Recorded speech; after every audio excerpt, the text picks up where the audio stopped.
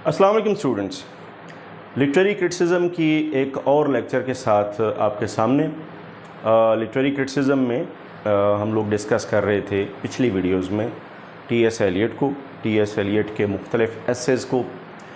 इससे पहले हम डिस्कस कर चुके हैं tradition, individual talent, metaphysical poets, Milton 1 हमने डिस्कस कर लिया, और आज हम डिस्कस करने जा रहे हैं एक और important essay, that is Milton 2।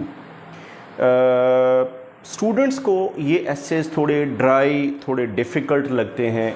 उसकी रीज़न एक तो बैकग्राउंड का ना होना है कि जिस लेवल का एनालिसिस राइटर कर रहा होता है उस लेवल का क्योंकि स्टडी नहीं किया होता, तो इसलिए ज़रा थोड़ा सा डिफ़िकल्टी होती है। उस डिफ़िकल्टी को दूर करने के लिए मैं 2 चीज़ें आपके सामने सजेस्ट कर रहा हूँ। एक तो ये कोशिश कीजिए एज अ स्टूडेंट कि आप जब आपको कोई एसे मिले तो आप उसको थॉरोली रीड कर लीजिए। एक बार थॉरोली रीड कर लीजिए, उसके बाद अगर आप ये वीडियो लेक्चर्स देखेंगे तो उससे फिर आपको ये होगा कि कम से कम उसका एक क्रक्स, उसका एक आइडिया माइंड में आ जाएगा। उसको इवेल्युएट करना, फिर आगे उसको लिखना, प्रैक्टिस करना, ये आपके लिए इजी हो जाएगा। ऑफ कोर्स जब आप पढ़ेंगे तो आपको थोड़ी डिफ़िकल्टी होगी, लेकिन अगर आप पहले एक दफ़ा एसे को पढ़ लें या उसकी एक समरी को पढ़ लें, उसको समराइज फॉर्म में देख लें, उसके बाद आप इसको वीडियो लेक्चर्स को देखेंगे तो ये। और एक चीज़ और इम्पॉर्टेंट याद रखिएगा, अपने क्वेश्चंस में जब आप स्टडी करें तो जो आउटलाइन मैं इस तरह से बनाता हूँ बोर्ड के ऊपर, कोशिश कीजिए इसको आप फॉलो कीजिए, क्योंकि एग्जामिनेशन पॉइंट ऑफ व्यू से ये आपको बहुत ज़्यादा हेल्प करेगी। मिल्टन की पोइट्री के बारे में बहुत सारे पोइट्स, बहुत सारे क्रिटिक्स की एक डाइवर्स ओपिनियन है। ज़्यादातर लोग जो हैं वो मिल्टन को अपने थीम, अपने ग्रैंड थीम, अपनी सेटिंग और उसके ट्रीटमेंट के हवाले से याद करते हैं और उनको एक बड़ा पोइट मानते हैं। लेकिन बहुत सारे लोग ऐसे भी हैं, बहुत सारे, जिनमें इंक्लूडिंग टी.एस. एलियट, जो कि उनको बहुत ज़्यादा हाई रेट नहीं करते, बहुत ज़्यादा उनकी वीकनेसेस, बहुत सारे फ्लॉज सामने लाते हैं। जैसे मिल्टन 1 में हमने देखा, मिल्टन 2 भी तकरीबन उससे मिलता जुलता एक ऐसे है। तो मिल्टन 2 में जो सबसे पहली बात टी.एस. एलियट लिखते हैं वो ये कि वो ही takes Milton as a scholar and practitioner. वो कहते हैं इनके अंदर दोनों क्वालिटीज़ मौजूद हैं। यानी बाज़ जगहों पे आपको लगेगा कि वो एक्नॉलेज करते हैं मिल्टन को और मिल्टन की सलाहियतों को, कैपेबिलिटीज़ को, उनकी आर्ट को, लैंग्वेज को और थीम्स को, जबकि बाज़ जगहों पे ऐसे लगेगा कि वो उनको बिल्कुल उनकी सलाहियतों को निगेट करते हैं या कुछ एस्पेक्ट्स को निगेट करते हैं या उसको क्रिटिसाइज़ करते हैं। पहला पॉइंट ये है कि he is a scholar as well as a practitioner. अब स्कॉलर कौन होता है और प्रैक्टिशनर कौन होता है? स्कॉलर वो होता है जो एक इंटेलेक्चुअली ज़्यादा स्ट्रांग होता है, जिसके अंदर इंटेलेक्ट ज़्यादा होती है, जिसके अंदर थिंकिंग ज़्यादा होती है, जिसके अंदर इमेजिनेटिव फैकल्टी को आप कह लें कि आप ये कह लें कि रिकलेक्शन में जाके या उसको रिकॉल करके तो चीज़ें आप कह लें कि उसको प्रेजेंट करने का आर्ट आता है। प्रैक्टिशनर वो है कि जो उसकी आउटपुट के साथ, आउटपुट के बारे में ज़्यादा कॉन्शियस होता है। जैसे बकौल टी.एस. एलियट के scholar is the one who understands the environment, learning, influences. Written form में जब कोई भी पीस ऑफ आर्ट आता है, ये चाहे पोइट्री हो, तो रिटन फॉर्म में आने से पहले जो कुछ भी है, स्कॉलर वो है जिसके अंदर ये सारी चीज़ें होती हैं, नंबर 1, या वो अंडरस्टैंड करता है कि इसमें क्या कुछ हो सकता है, मींस फैकल्टी क्या है, राइटिंग की सलाहियत क्या है, बैकग्राउंड क्या है, इन्फ्लुएंसेस कौन से हैं राइटर के ऊपर, इन्वायरमेंट कौन सी जिसके अंदर ये लिखा गया, ये सारी चीज़ें। प्रैक्टिशनर क्या है? Practitioner is the one who is concerned with poem rather than author and environment.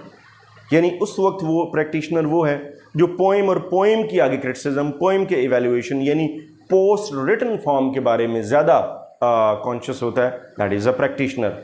तो इनके अंदर दोनों क्वालिटीज़ मौजूद हैं, he is a scholar as well as a practitioner. Milton के बारे में पहली बात, कुछ प्रेजुडिसेस हैं और उसकी बुनियाद मौजूद है। Antipathy towards Milton the man. अब मिल्टन को जब भी डिस्कस किया जाएगा तो उनकी 2 जहतें ली जाएंगी, उनकी 2 डायमेंशंस ली जाएंगी। एक डायमेंशन जो है वो एज अ मैन और एक डायमेंशन एज अ पोइट। तो एज अ मैन उनके बारे में हर एक की ओपिनियन डिफरेंट है।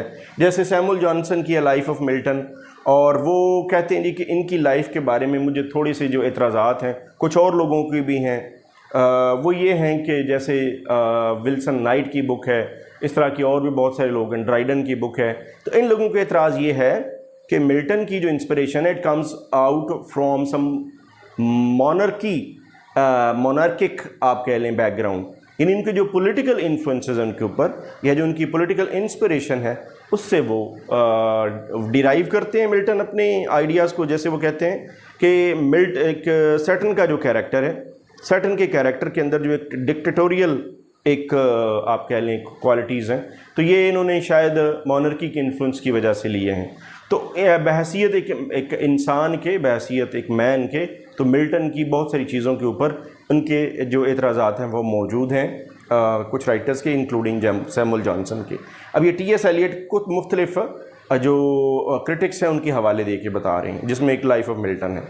Milton and unwholesome influence. अब अनहोलसम इन्फ्लुएंस का मतलब ये है कि इनका इन्फ्लुएंस जो है वो पूरा नहीं है, इनका इन्फ्लुएंस जो है वो डिवाइडेड है। कैसे? जैसे कीट्स के बारे में कहा जाता है, मिस्टर मिल्टन मरी जो कि रोमांटिक पोइट्री के ऊपर बहुत बड़े क्रिटिक हैं, वो हेवन एंड अर्थ में लिखते हैं, कीट्स की पोइट्री के बारे में लिखते हैं, मिल्टन की पोइट्री के बारे में लिखते हैं, आर्ट के बारे में लिखते हैं। वो कहते हैं कि जो मिल्टन का बिलीफ है, जो उनकी वर्सिफिकेशन है, ये ऐसी नहीं है कि इसको फॉलो किया जा सके। ये आप ये कह लें कि इस काबिल नहीं कि इसको फॉलो किया जा सके, इसको एनालाइज़ किया जा सके, या एटलीस्ट हम किसी मॉडर्न को ये हवाला दे सकें कि आप इस तरह का लिखें। तो इनके इन्फ्लुएंस जो है वो कोई इतना आप ये कह लें कि एज अ होल इनका इन्फ्लुएंस मौजूद नहीं है। अगर किसी के ऊपर इन्फ्लुएंस मौजूद है तो वो कुछ मॉडर्न पोइट्स हैं। अगला जो पॉइंट है वो ये है कि जो मॉडर्न पोइट्स के ऊपर इनका इन्फ्लुएंस है, और वो जो इन्फ्लुएंस है वो भी बड़ा बैड इन्फ्लुएंस है, यानी यहाँ पर आके थोड़े बिटर हो रहे हैं। कहते वर्स इन्फ्लुएंस है, Milton must be avoided. Milton को अवॉइड किया जाना चाहिए, उनके आर्ट को अवॉइड किया जाना चाहिए, उनका इन्फ्लुएंस अवॉइड किया जाना चाहिए। लेकिन मुसीबत ये है, मसला ये है कि जो सिर्फ मिल्टन का जो आर्ट है वो तो बहरहाल अपनी जगह मौजूद है। जो इन्फ्लुएंस ले रहे हैं, in fact they are the modern poets who are yielding before the art of Milton. Milton की जो उससे इन्फ्लुएंस ले रहे हैं, उससे इंस्पिरेशन ले रहे हैं। मिल्टन ने जैसे लैंग्वेज को तोड़ा है, मिल्टन ने जैसे लैंग्वेज में एक लैंग्वेज के साथ दूसरी लैंग्वेज को मर्ज किया है, लैंग्वेज को तोड़ के एक वर्ड के दो हिस्से किए हैं। आप ये कह लें कि लैंग्वेज को बल्कि सो टू से करप्ट किया है। तो वो कहते हैं जी कि ये इन फैक्ट कसूर जो है वो मिल्टन से ज़्यादा मॉडर्न पोइट्स का है कि उन्होंने वो बैड इन्फ्लुएंस लिया है, वर्स इन्फ्लुएंस लिया है।